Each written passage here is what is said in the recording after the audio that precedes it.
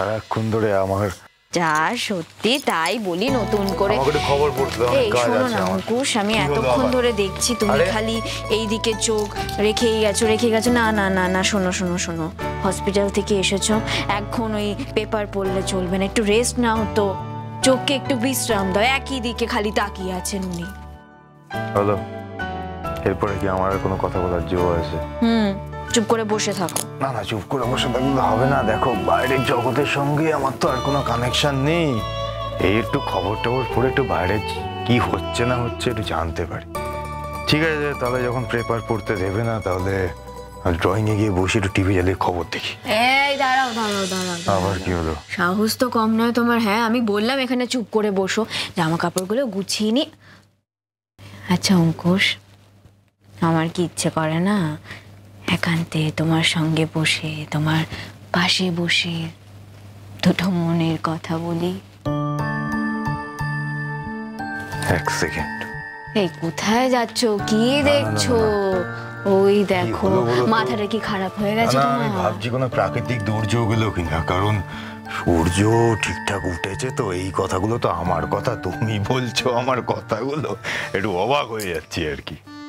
এই অবাক হওয়ার তো কিছু নেই, যা সত্যি তাই বলেছি। যাক বাবা, এত দিনে তুমি একটা ফিলিংস এর কথা বললে, না হলে তো যা ফিলিং সব তো আমারই ছিল, এতদিনে একটু কাছে ঘেঁষতে দিলে। এই অঙ্কুশ, একদম বাজে কথা বলবে না। বাড়িতে সবাই থাকে, একটা অস্বস্তিকর পরিবেশ তৈরি হয় না? তাই তো। তবে আমি না মনে মনে একটা প্ল্যান রেডি করেছি, বুঝলে, কিন্তু তোমাকে বলা হয়ে ওঠেনি। না না, আমাকে বলার তো কোনো দরকার নেই, মনের ভেতরে রেখে দাও, তারপর সেগুলো ডিম পারুক আর কি। আরে না না, তোমাকে বলবো বলবো করে আসলে এই হসপিটালে এত এই সমস্ত কিছু হয়ে গেল না, তার মাঝখান থেকে যাই হোক, যাক, যেটা ব্যাপার সেটা হচ্ছে যে চলো আমরা সবাই মিলে কোথাও একটা ঘুরে আসি। সবাই মিলে? তো ইচ্ছা ছিল না, যাই হোক, মানে বলছিলাম যে কোথাও একটা ঘুরে আসি, একটা বিশুদ্ধ হাওয়া, বেশ মনটা ভালো হয়ে যায়। দেখো, তুমি একদিক থেকে আমার মনের কথাই বলেছো, তবে তোমার ইচ্ছে না থাকলেও আমার কিন্তু ইচ্ছে, সবাই মিলে যাই, পরিবারের সবাই মিলে। ঠিক আছে, ওরা ওদের মতো থাকবে, আমরা আমাদের মতো একটু নির্জন জায়গায় বসবো, দুটো কথা বলবো, একান্তে মনের জমে থাকা কথা বলবো আমরা।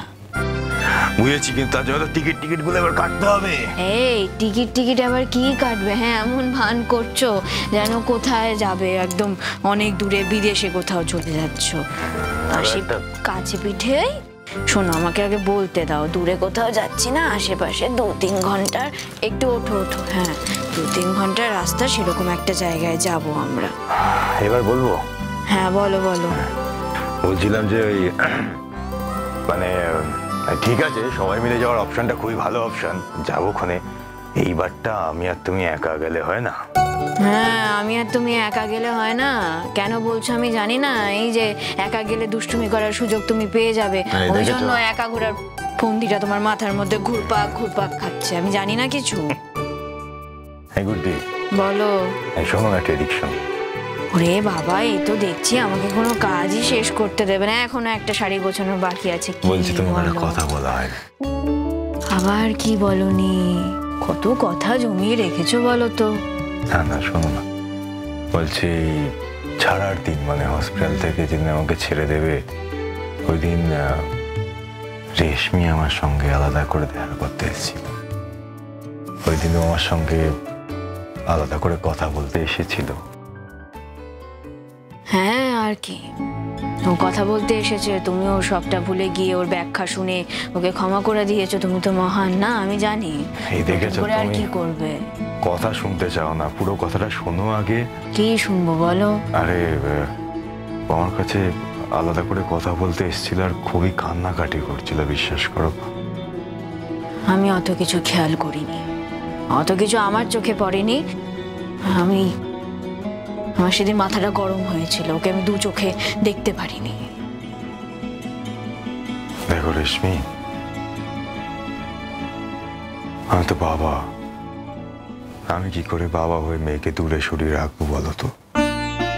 ওই তো বললাম তো, তুমি পারো, আমি পারছি না ওকে ক্ষমা করতে। আচ্ছা আচ্ছা, আমি এবার একটা কথা বলি, একটু শুনবে? বলো। আমাকে খালি বলছিল যে আঙ্কেল আমি ক্ষমা প্রার্থী, আমাকে ক্ষমা করে দাও, আমাকে ক্ষমা করে দাও, মন থেকে বলছিল, বিশ্বাস করো। ও না আরো একটা কথা বলেছে, বলবো? কি বলে ফেলো। বাবার স্বীকৃতি দিয়েছে আমাকে, বললো আঙ্কেল আজকের পর থেকে আমি আর তোমাকে আঙ্কেল বলে ডাকবো না, বাবা বলবো। আর বাবা হিসাবেই আমি তোমাকে বাকি জীবন দেখতে চাই। এখন আর নতুন করে বিশ্বাস করতে পারছি না ওকে,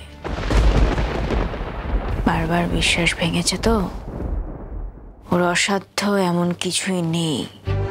আচ্ছা গুড্ডি, তুমি বলো তো, তোমাদের মা মেয়ের সম্পর্ক স্বাভাবিক হবে, এটা দেখতে তো আমারও ভালো লাগবে, বলো?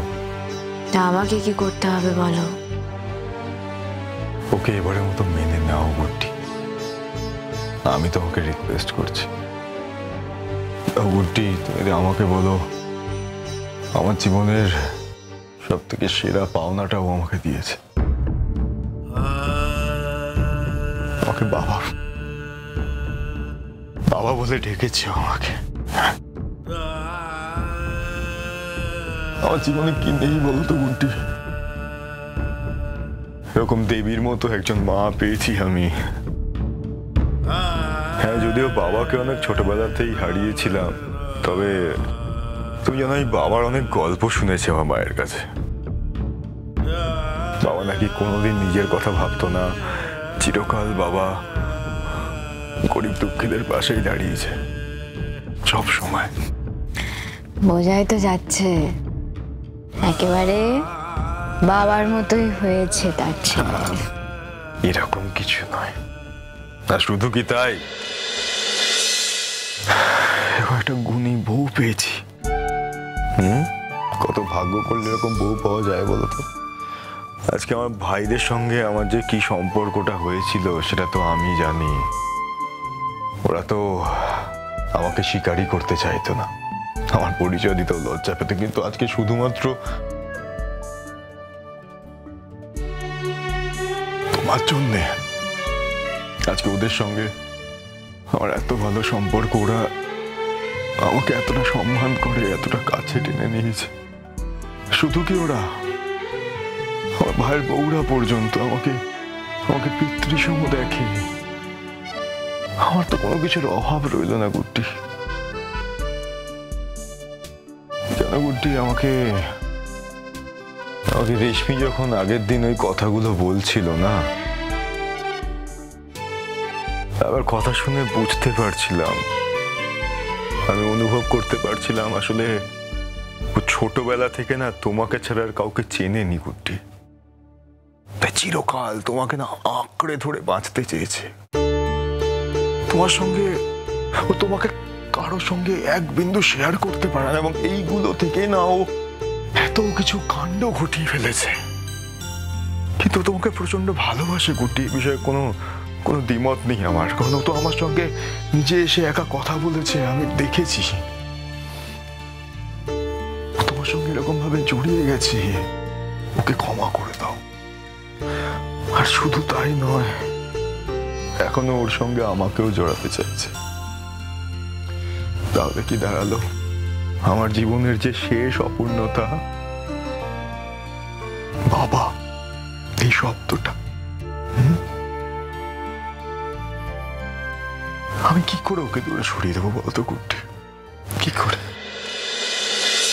ক্ষমা করতে পারবো কিনা আমি জানি না অঙ্কুশ, তবে এটুকু আশ্বস্ত করতে পারি, কোনো খারাপ ব্যবহার ওর সঙ্গে আমি আর করব না।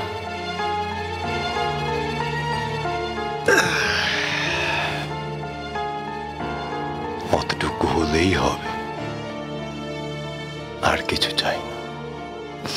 কত ভাগ্য করলে এরকম বউ পাওয়া যায় বলো তো? হ্যাঁ, এই না হলে গুড্ডি আপাতত এইটুকুই যথেষ্ট।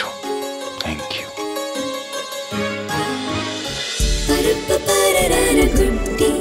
Good day.